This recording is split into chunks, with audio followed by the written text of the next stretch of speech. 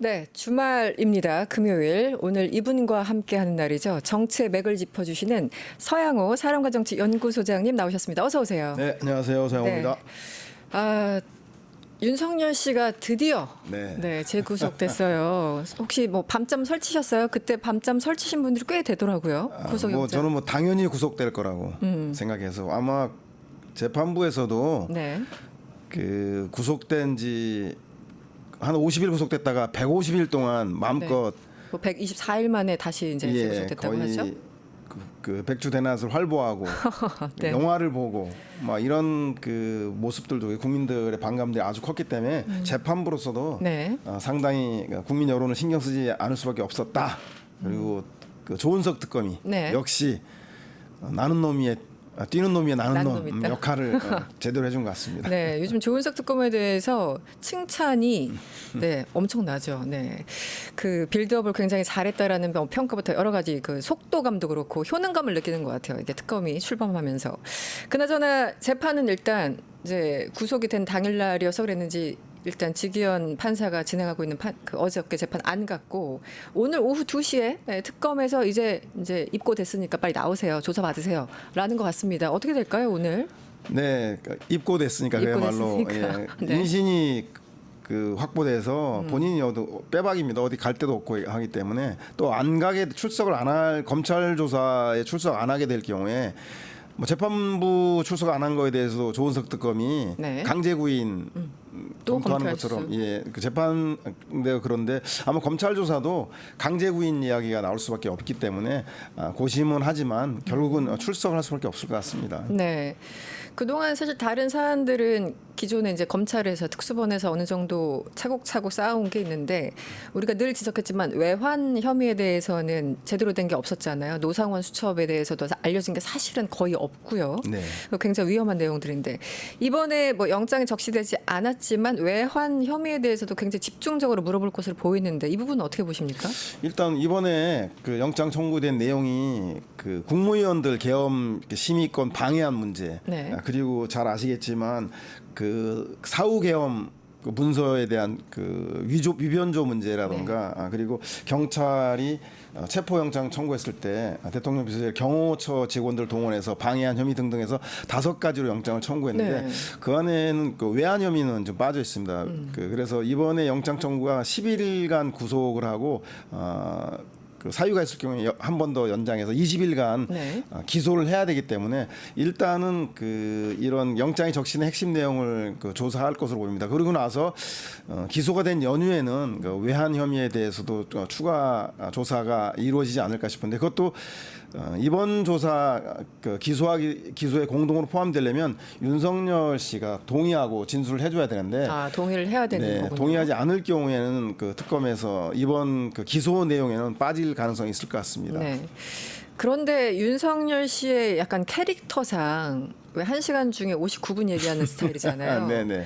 이게 아무리 그 영장에 적시된 내용이 아니라고 하더라도 앞에서 검사가 계속 물어보면 뭔가 얘기를 할 것 같은데요. 본인이 못 참아가지고. 네, 그렇죠. 진술 이외에도 그 특검에서 외환에 대한 문제에 대해서 다양한 그 증거와 네. 다른 진술들을 확보했을 경우에 아마 제가 볼 때는 침묵하는 것이 재판정에서 그 자기의 진술을 하는 것이 유리할지 아니면 네. 특검에서 일정하게 부인하는 것이 유리할지에 대해서 판단할 텐데 말씀하신 대로 윤석열 특성상 참지 못하고 그건 사실은 그게 아니다라고 네. 특검을 가르치기 위해서라도 네. 진술에 나서지 않을까 뭐 예상도 되기도 합니다. 그런 기대 혹은 예상을 하시는군요. 네.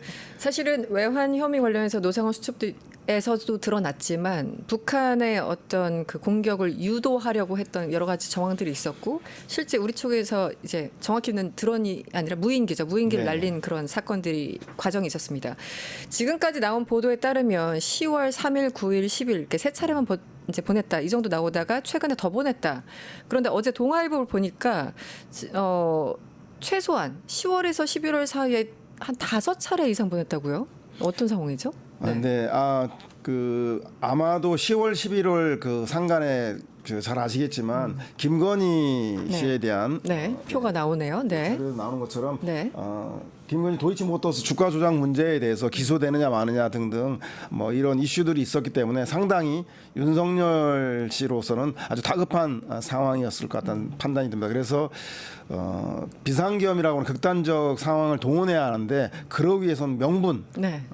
좀 필요했다라는 생각이 들어서 무인기를 그 북한에 집중적으로 한 게 아닌가 싶어서 북한에서 이거에 대해서 아무런 대응이 없어서 네. 아마 더 초조해서 네.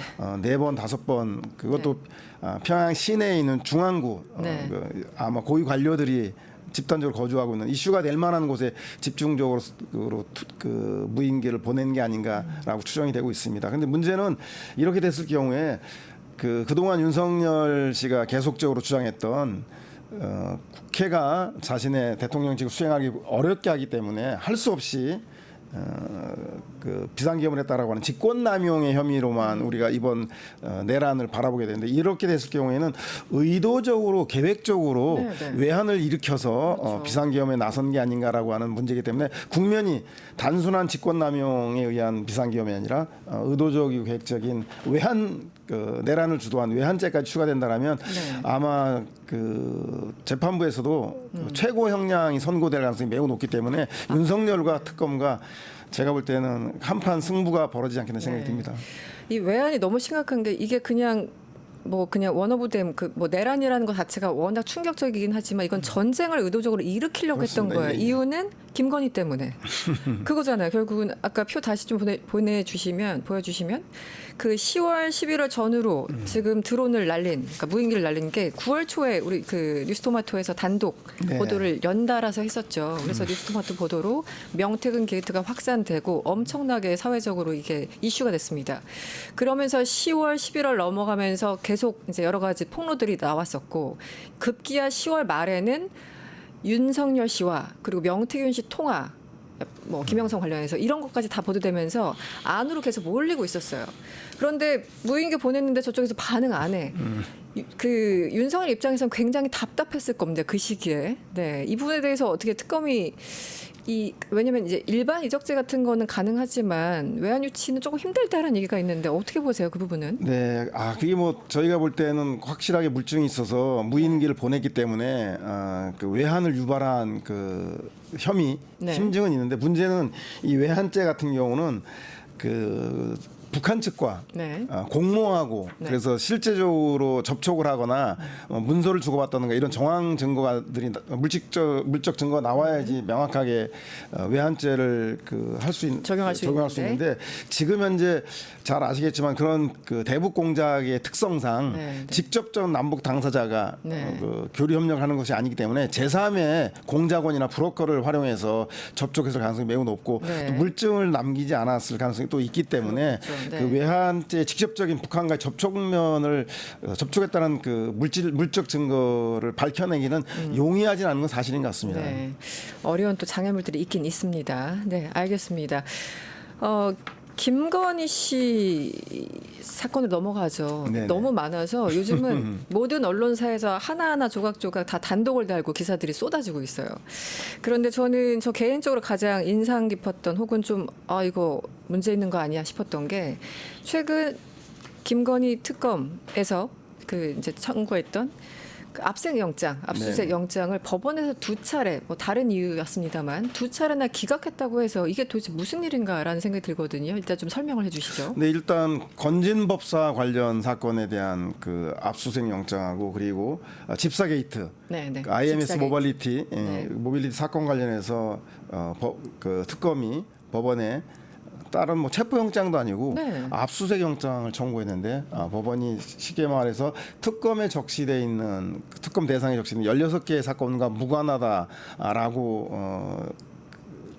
얘기를 해서 기각이 되었는데 특히 집사 김모 씨라고 하는 집사 부분은 16개 혐의 중에 아니다라고 얘기를 한 거죠. 거부했는데 특검은 그 부분에 대해서 조목조목 16개의 혐의뿐만 아니라 네. 추가된 여죄가 있을 경우에도 특검 대상이 된다라고 하는 그렇죠. 특검법을 들이밀면서 요청했음에도 불구하고 특검이 체포영장을 기각을 했습니다. 그런데 특검이 그 이후에 이번에 그 건진법사 관련해서 나온 입장을 보면 네. 영장 재청 그 압수수색 영장을 재청구하겠다는 이야기보다는 다른 방법으로 우회해서 하겠다라고 하는 약간 한 발 물러선 입장들을 보이면 네. 제가 볼 때도 법원이 공연히 이 사건을 그 무언가 방해하려는 게 아니라 뭐 정권 측에 네. 전 정권 측에 잘 보이기 위한 어떤 것이라기보다는 뭔가 특검에서 그것에 요건에 맞는 영장 청구를 압수수색 영장 청구를 하지 못한 게 아니라는 생각이 듭니다. 만약에 법원이 봐주기 수사와 성역 없는 수사 사이에서 기계적 균형, 네. 특검을 너무 일방적인 독주에 대해서 법원이 견제하는 역할을 통한 기계적 균형을 보여야 되겠다라고 생각이라면 네. 특별히 그럴 만한 이유가 없고 네. 또 이 국민적 분노와 관심이 아주 높은 사안이기 때문에 법원으로서도 그렇게 무리할 만한 일이 아니기 때문에 제가 볼 땐 특검이 오히려 이 문제에 대해서 영장을 청구하는 과정에서 기술 실무적으로 좀 놓치는 게 있는 게 아닌가라는 생각이 들고요. 향후에 압수수색 영장을 재청구한다면 이 문제에 대해서 철저하게 네. 형식적 절차 요건을 좀 맞춰서 네. 재판부가 이것을 거부할 수 없도록 해야 될 필요성이 있다는 생각이 들고 굳이 압수영장 청구하지 않고 우회할 수 있는 방법, 뭐 진술이라던가 나머지 증거들을 확보해서 수사를 해 나간다던가 다각적인 방면의 대책들도 마련해야 될 것 같습니다. 지금 오정희 특검보가 지난 9일에 브리핑을 했습니다만 김건희 집사로 불리는 김모 씨 지금 베트남으로 도주한 것으로 알려진 뭐 본인은 이민이라고 얘기할 수 있고 우리 측에서는 이제 도주라고 보이는 장면들이죠. 그래서 이 압색을 위해서 청구를 했는데 법원이 그걸 기각했다는 걸 굳이 9일날 특검 측에서 공개를 합니다. 그러는데 이유가 법원에서 반대한 이유가 특검법에 규정된 16개 수사 등에서 포함되지 않는다. 그랬더니 특검부가 나와서 아니다. 1호, 2호, 12호, 16호에 다 해당된다. 우리 억울하다 이런 얘기를 했고 어제는 톤이 약간 좀 낮아지긴 했습니다만 그래서 저는 사실 이제 검찰들이 항상 모든 걸 방해하는 역할을 했기 때문에 법원이 늘 가려져 있었잖아요. 이걸 보면서 법원들도 검찰과 뭐 유사한 어떤 그런 생각들을 하고 있는 게 아닌가라는 의심이 들어서 다시 한번 좀 여쭤봅니다. 왜냐하면 김성훈 차장 그 검찰이 구속영장 반려했고 나중에 결국 법원이 다시 그냥 풀어줬잖아요. 김성훈. 그래서 그 연장선상에 있는 건 아닌가 이런 생각도 들거든요.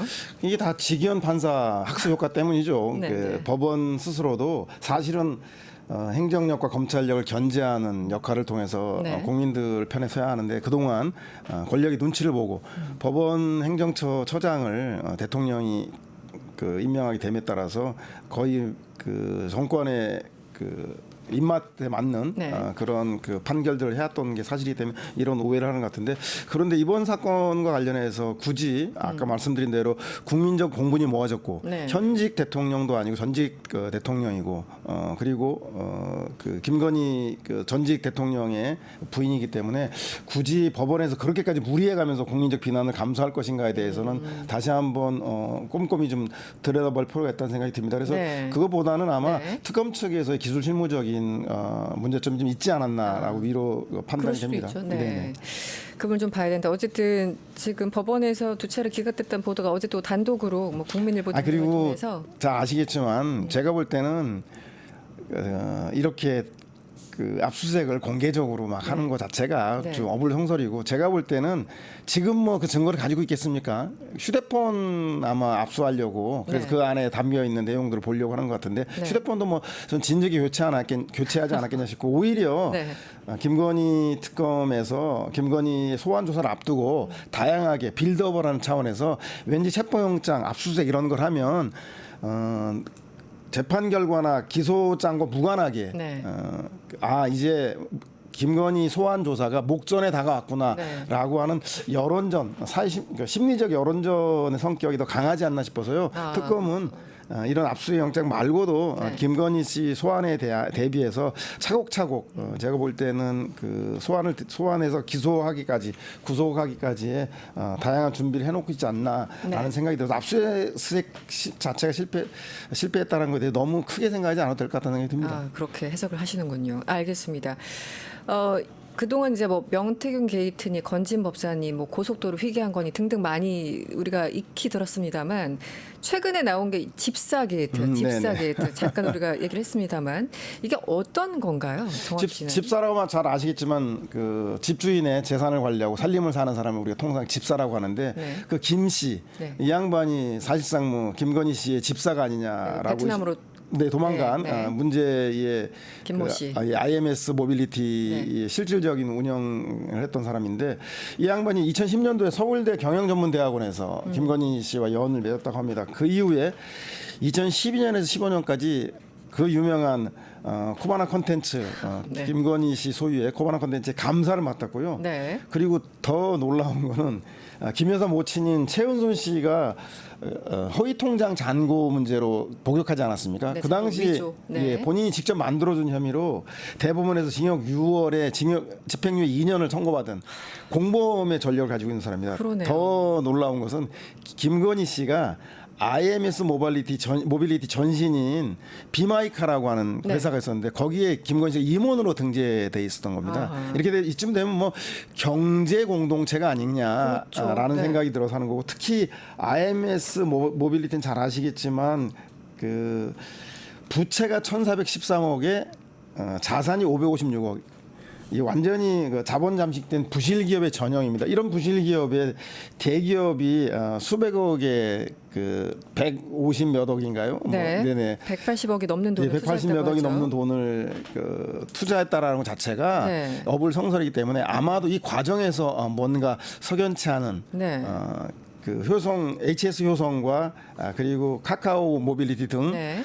이런 부실 기업에 투자한 데는 뭔가 대가성 자신들이 그 당시 처해 있는 금감원이라든가 검찰 조사 과정에서의 편의를 목적으로 그렇게 IMS 모빌리티에 그 자본을 투자하는데 사실상 대가성으로는 그런 금감원이라든가 검찰 조사의 편의를 보기 위한 제3자 뇌물죄에 대한 네. 혐의들이 있기 때문에 이 집사 게이트가 새롭게 주목되는 것 같고 우리 기시감 있지 않습니까?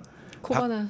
네. 코바나 콘텐츠 같은 경우는 박근혜 정부시절 최순실 씨. 최순실과 너무나 흡사한 모양새이기 그렇죠. 때문에 네. 특검에서도 칼을 겨누고 정면을 겨누고 있는 것 같습니다. 아니 다름 아니라 김건희 씨의 그 모친인 최은순 씨 그 잔고 위조한 게 뭐 1억 이런 것도 이제 아니고 300억 원대잖아요. 네, 그렇습니다. 그걸 예, 예. 자기 어쨌든 위험을 감수하면서 했고 결국은 이제 징역형 집행유예까지 왔으니 아니 가족이 아니면 누가 그런 일을 해줍니까? 예를 들면 경제 공동체 아니면. 네, 그렇습니다. 예. 그러니까 그 사람이 있는 이 부실 기업에 말씀하신 카카오 모빌리티, 그 효성그룹, 한국증권금융에서 합해서 180억이 넘는 돈을 투자했다는 건 결국은 김건희 보고 했다 이렇게 생각을 할 수밖에 없죠. 그렇죠. 그러니까 이슈가 조금 해결됐을까요? 본인 그 네. 기업들의 뭔가 해결해야만 한다는 그 현안들을 위해서 모빌리티에 우회적으로 청탁을 했다라고 보는 게 합리적인 의심인 것 같고 특검은 그걸 놓치지 않고 있는 것 같습니다. 네, 그 와중에 이 184억 투자금 가운데 한 절반 가량인 92억 원이 네네. 외부 용역비로 또 흘러갔다는 보도가 있어요. 그렇죠. 이 IMS 모빌리티가 용역비를 지출한 내역을 보면 갑자기 2023년도에 네. 그 수백억이 92억. 92억이죠. 92억. 전체 투자받은 180억 중에서 92억이 용역비로 왔는데 그 전에 그럼 용역이 있었냐 보면 2021년도에 2억, 네. 또 2022년도에는 용역비가 10원도 없었어요. 아, 그렇군요. 그러다 갑자기 이렇게 거액의 용역비를 지불했다는 것 자체가 문제가 되고 특히 180억을 투자받고 나서 바로 이 김모 씨가 네. 자기가 갖고 있는 주식을 팔아서 그 중에서 40몇 억을 또 챙깁니다. 그 와중에. 네, 네. 그래서 그런 걸 보면 이게 그 기업에 대한 투자라기보다는 그 이렇게 용역비를 통한 네. 자금의 은닉, 네. 그다음에 그 본인의 그 주식을 팔므로써 차익을 챙기는 전형적인 그 제3자 뇌물 혐의가 너무나 짙다라고 네. 특검은 보는 것 같습니다. 뭐 그 김모 씨 본인만 챙겼느냐 그 뒤에 있는 뭐 김건희 씨와 등등 여러 명이 같이 소위 말하는 해먹은 거 아니냐 이런 의심들로 지금 언론에서 많이 좀 나오고 있는데 특검이 갈 길이 참 많습니다. 네, 92억의 용역에 달하는 돈이 어디로 갔겠습니까? 네, 그래서 네. 그 부분에 대해서 검사를 해보면 되는데 이런 사건 자체가 뇌물 혐의라고 하는 제3자 뇌물 혐의라는 게 입증 자체가 쉽지 않은 측면이 네, 있지만 워낙에 많은 그 난지도에 있는 쓰레기 더미보다 더 많은 약친하는 이런 사건들이 많기 때문에 제가 볼 때는 전체적으로 특검이 차분차분하게 네. 조사를 해나가고 김건희 소환해 나간다면 혐의를 입증하는 데는 문제가 없을 거라 생각이 듭니다. 네. 최근에는 삼부토건 전현직 회장까지 소환을 했습니다. 네네, 어제였습니까? 그렇습니다. 예. 네. 그래서 어쨌든 특검이 1호 수사로 지명을 한 거니까 이거는 조금 이렇게 속도가 붙을 것 같기도 한데요. 어떻게 보십니까? 삼부토건은 그렇게 어렵지 않은 뭐 어렵지 않은 수사는 없겠지만 세상에 그럼에도 불구하고 비교적 많이 혐의가 좀 입증된 부분이 아닐까 싶은데요. 그렇죠. 삼부토건 두 가지 혐의가 있죠. 하나는 잘 아시다시피 삼부토건도 아마 종이 깡통 회사였는데 우크라이나 재건 테마주로 갑자기 주식이 5배 이상 뛰어서 수백억의 시세 차익을 얻었다. 그 중에 일부가 그 삼부토건 오너 일가하고 이렇게 우크라이나 재건 사업에 장을 만들어준 권력자 숨은 실세인 뭐 이거 김건희 씨로 추정되는 사람이 돌아가지 않았겠냐라고 의혹을 가지고 있는 거 하나가 있고 또 하나는 네. 코바나 컨텐츠의 삼부토건이 그 수년간 수억을 또 협찬한 적이 있습니다. 그래서 이 그렇죠. 두 가지 문제에 대해서 그 혐의를 받고 있는데 그 중에서도 무엇보다도 삼부토건 주가 조작 문제는 제가 볼 때는 물증으로 네. 통장이라든가 회사 자료라든가 이것이 이미 조사가 진행됐기 때문에 네, 네. 가장 김건희 씨를 올가맬 수 있는 가장 큰 구멍이라는 생각이 들고요. 네. 알겠습니다. 뭐 주가 올라간 건 우리가 차트로 확인했으니까요. 그리고 그 당시 원희룡 국토부 장관이 왜 갑자기 우크라이나 포럼에 갔는지 전형직 이 회장들이 어떤 식으로 연결돼 있는지 저희들이 궁금한 게 매우 많습니다. 마지막으로 네네네 조성욱 그 전 회장 삼부토건 네. 회장하고 이일준 현 회장이 말씀하신 대로 우크라이나와 관련되게 하는 원희룡이라고 하는 매개에 대해서 과연 진술할 것인가? 네네. 그 원희룡은 자기 혼자 죽을 것인가 아니면 난 사실 외압이 있었다라고 할 것인가? 이 대목이 아마 특검 수사에서 가장 중요한 대목이 아닌가 싶은 생각이 듭니다. 네. 마지막으로 국민의힘 얘기입니다. 네네. 지금 떨고 계신 분들이 좀 있어 보입니다. 네네. 네, 떠는 이유가 이제 여러 가지긴 한데요. 네. 이제 공직선거법 관련해 가지고 수사가 시작되면 관련해서 상현이한테 얘기했다. 윤상현 의원 등등 이제 튀어나올 것 같아요. 그리고 또 저 개인적으로 한편으로는 추경호 당시 원내대표가 계엄 당일날 무슨 역할을 했을까 뭐 등등 이런 건데 지금 어떻게 보세요? 국민의힘 의원들에 대한 수사. 뭐 의원들이 도둑이 제발 저린다고 그 배현진 의원이 얘기했나요? 전화기 바뀌시는 분 상당히 많다는 네, 거 다들 아실 테고 뭐 언론 인터뷰에서 그런 얘기를 했습니다. 이거 뭐 아마 국민의힘 대다수 의원들이 천년만년 권력이 할 줄 알고 그랬는지 몰라도 내란 특검에 추병호 원내대표가 그 계엄 해제 의결할 당시에 모호한 행적들 그리고 체포영장 집행을 반대하면서 관저로 몰려갔던 수십 명의 그 국민의힘 의원들, 네. 그 김건희 특검에서 잘 아시지만 명태균 게이트라던가 네. 공천 개입, 양평 고속도로 게이트, 그다음에 삼부토건 주가 조작, 건진법사 등등에 연루되었을 그 의원들. 그리고 최상병 특검에는 뭐 의원들보다는 그 관료들이 네. 많이 연루됐을 것 같은데 이렇게 등등해서 네. 제가 볼 때는 뭐 국민의힘 의원들이 한 50% 정도 이상이 네. 이번 사건에 연루되어 있다고 봐도 과언이 아니다. 네. 이렇게 했을 때 과연 당이 존속하겠는가? 뭐 이번 주 여론조사 그 NBS 여론조사인가요? 네. 전국 지표조사에서 처음으로 10%대, 네. 19%라고 하는 네. 그 참담한 조사를 보면 이것이 네. 단순하게 정치 보복적 차원이 아니라 국민들이 네. 대선을 패배하고도 정신 차리지 못하고 이런 부패의 문제도 과거를 절연하지 못하는 국민의힘을 냉정하게 바라보고 있는 것이 아닌가 싶어서 국민의힘 의원들이 떨고 있는 거 단순하게 엄살이 아니라 실체가 있는 것은 아닌가. 배현진 의원의 휴대폰을 많이 바꾸고 있다는 것으로 확인되고 있는 것 같습니다. 네, 내부에서 그 내부 고발자가 나온 듯한 느낌으로. 네. 지금 민주당에서 내란 특별법을 이제 발의하는 그런 상황이고 그 중에 정말 중요한 것 중에 하나가 내란을 배출한 당 정당 보조금 삭제 이거 뱉어내야 돼 이런 거 있지 않습니까? 네네. 의원들이 이렇게 연루됐고 실제 뭐 윤석열은 뭐 국민의힘 출신이고. 국힘이 계속 존속이 가능할 것인가? 이거는 정말 말 그대로 정치적인 차원이 아니라 그냥 지금 나와 있는 명시적인 그 위법을 저지른 정당인 거잖아요. 이 부분은 어떻게 될까요? 정당 보조금 뭐 수백억이 될 텐데. 뭐 정당 보조금에 대한 문제는 네. 그 아마도 윤석열 대통령이 선거 때 한 그 두 가지 혐의 하나는 명태균 게이트와 관련된 여론조사를 대납 그 여론조사를 통해서 정치 자금을 우회적으로 받았다라고 한 정치자금법 혐의가 입증되든 네. 아니면 김건희 씨가 전혀 도이치모터스를 통해서 주가 수세 차익이 없었다고 했는데 네. 이후에 검찰 조사에서 수십억의 시세 차익이 있었고 그랬죠. 그리고 며칠밖에 안 했다고 하는데 상당 기간 동안 1년 가까이 그 주식 투자하고 검증 거래가 있었기 때문에 이 두 가지 혐의가 입증된다면 아마도 정당 보조금을 다시 환수해내야 되기 때문에 재정적인 문제도 크고요. 아까 말한 대로 19%의 여론에 대한 문제 그리고 국민의힘의 절반에 가까운 의원들이 네.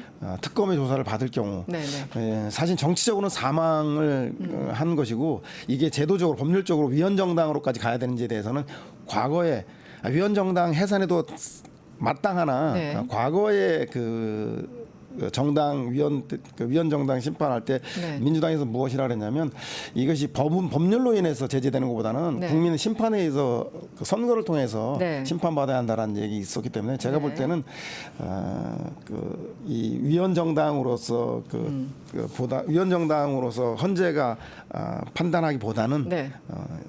여론의 심판이라고 하는 선거를 통해서 네, 오히려 더 무서운. 네, 그래서 그렇게 해서 정당 자체에 대해서 국민들이 한 표도 주지 마는 걸 통해서 다시는 이런 내란 정당이 발붙이지 못하도록 하는 것이 더 오히려 타당한 네. 심판이 아닌가 생각이 듭니다. 제가 아까 잘못 말씀드렸군요. 425억 원은 이 정도 보조금이 아니라 선거비 말씀드린 네, 선거비 거예요. 맞습니다. 그래서 윤석열 그러니까 20대 대선 때 선거비가 425억 원이고 최근에 나온 이제 내란 특별법이 만약에 이제 통과가 된다면 그거로 인해서 이제 보조금이 박탈당하는 네네. 상황까지 갈 수 있다. 이 두 가지를 약간 분리해서 봐야 될 것 같습니다. 마지막으로 국힘들이 정말 의기롭게 체포 동의안 우리는 불체포 특권 없앨 거야라고 얘기를 했기 때문에 이제 민주당이 받았어요. 이제 체포 동의안 오는 대로 족족 우리가 처리해 주마 이런 상황인데요. 지금 떨고 있는 분이 예를 들어 윤상현 의원이 대표적일까요? 어떻게 보세요? 네, 윤상현 의원을 비롯해서 말씀드린 대로 원희룡 장관이라던가 그다음에 오세훈 시장 등 다양한 게이트에 연루된 분들이 사실은 국민의힘의 차기를 책임져야 될 차기 리더들까지를 비롯해서 네. TK를 기반으로 하고 있는 많은 친윤 의원들까지 연루되어 있기 때문에 현재로서 말씀드린 대로 여론상으로 국민들의 여론이라던가 그리고 이 특검의 칼날을 피해 나가기는 어려울 것 같은데요. 네. 다만 여기서 이제 고민을 해봐야 될 게 네. 특검도 국회가 임명한 추천한 검사들 아니겠습니까? 네. 그래서 최종적으로 정치적으로 이걸 판단할 문제는 아니지만 네. 이 수사 범위들을 어디까지로 할 것인가에 대해서는 특검과 민주당 내에서 성찰 깊이 있는 고민들이 좀 있을 필요는 있어 보인다라는 생각이 좀 듭니다. 고찰할 필요가 있어 보인다. 네네. 알겠습니다. 정치의 맥 시간이었고요. 오늘 시간이 다 돼서 인사를 드려야 될 것 같습니다. 지금까지 서양호 소장님과 함께했습니다. 오늘 고맙습니다. 네, 고맙습니다. 유튜브 구독하고 실시간 채팅과 댓글을 남기시면 매일매일 7,000TTCO를 드립니다. 참여 방법은 통통물 어플을 다운로드하고 회원가입과 로그인을 해주세요. 마이페이지에서 나의 회원 고유 번호를 복사해주세요. 유튜브 구독 후 실시간 채팅이나 댓글창에 고유 번호를 한 번만 입력하면 준비 끝! 지금 유튜브 채팅과 댓글 쓰기 참여하고 7,000TTCO 받아가세요.